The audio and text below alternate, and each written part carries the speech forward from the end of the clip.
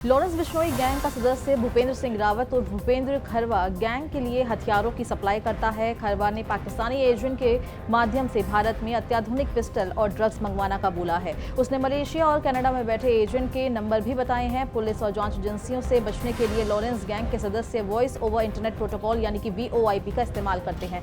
Lawrence के इशारे पर मलेशिया और कनाडा से हथियार मंगवाता था। मलेशिया में भारतीय नागरिक है जो अत्याधुनिक पिस्टल की व्यवस्था भी करता था। आपको बता दें कि ऑर्डर पर एजेंट पाकिस्तानी रास्ते से भारत में हथियार भिजवाता है। पूनो नेशनल पार्क के बड़े बाड़े में बंद चीतों को खुले जंगल में छोड़ने का समय नजदीक आ गया है। अंतर्राष्ट्रीय चीता दिवस यानी कि 4 दिसंबर पर नर चीता अग्नि और वायु को बाहर छोड़ा जाएगा। इसकी तैयारी कर ली गई है। चीतों को छोड़ने के दौरान चीता स्टीयरिंग कमेटी के सदस्यों के साथ पूनो पालपुर के वरिष्ठ अधिकारी भी उपस्थित रहेंगे। पहले चीतों को जोड़े में छोड़ने की योजना थी, लेकिन फिलहाल नर चीतों को छोड़ा जाना तय किया गया है। इसके साथ ही अब पर्यटकों को चीते खुले जंगल में दिखाई देने की संभावना बढ़ जाएगी।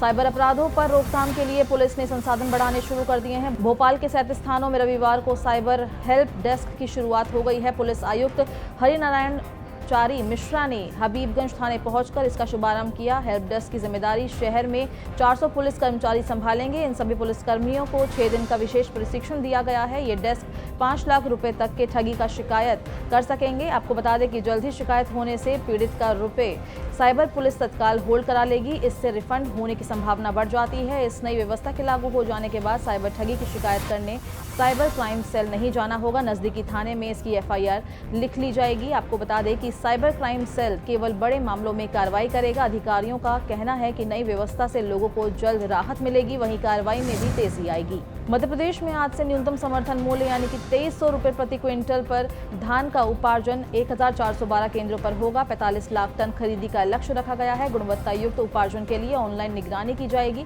किसान जो उपज लेकर आएगा उसकी गुणवत्ता का आकलन नमी, कचरा और टूटन के आधार पर किया जाएगा। इसके बाद ही उपज को स्वीकार या अस्वीकार कर पर्ची जारी कर दी जाएगी। यदि उपज गुणवत्ता युक्त नहीं होगी तो उसे लौटाकर ठीक करने के लिए कहा जाएगा।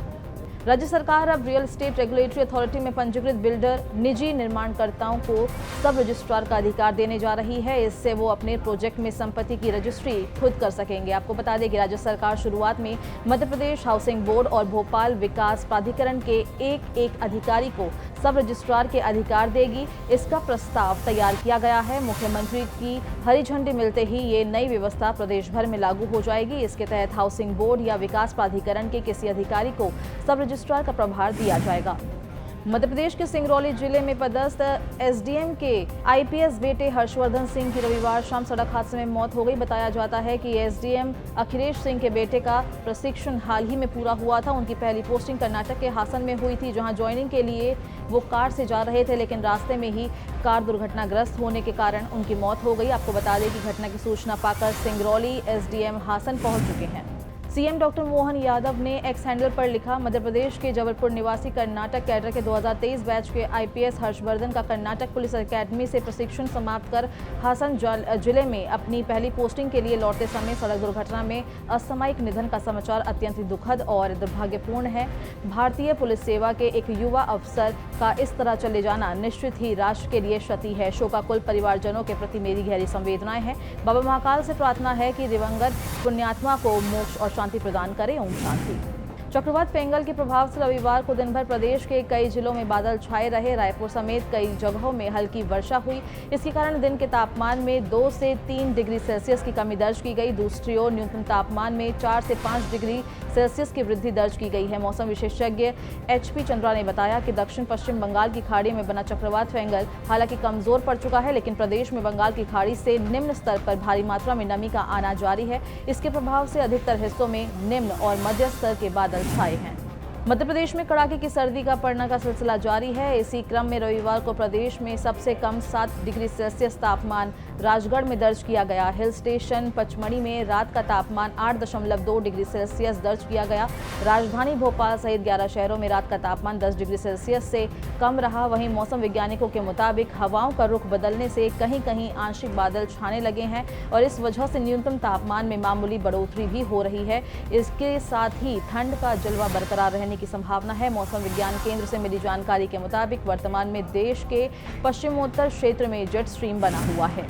अक्टूबर की तरह नवंबर भी सामान्य से ज़्यादा गर्म रहा, जिससे लोगों को सर्दी का एहसास नहीं हो पा रहा है। तापमान सामान्य से ऊपर बना हुआ है और दिसंबर की शुरुआत में भी ठंड का कोई खास असर देखने को नहीं मिल रहा है। आपको बता दें कि मौसम विभाग के मुताबिक वर्तमान में उत्तर भारत में ठंड का असर कम है, लेकिन ये जल्द ही बदलने वाला है। विशेषज्ञों का मानना है कि अगले हफ्ते के बाद ठंड में वृद्धि हो सकती है, जब उत्तर के पहाड़ी इलाकों में पश्चिमी विक्षोभ सक्रिय होगा।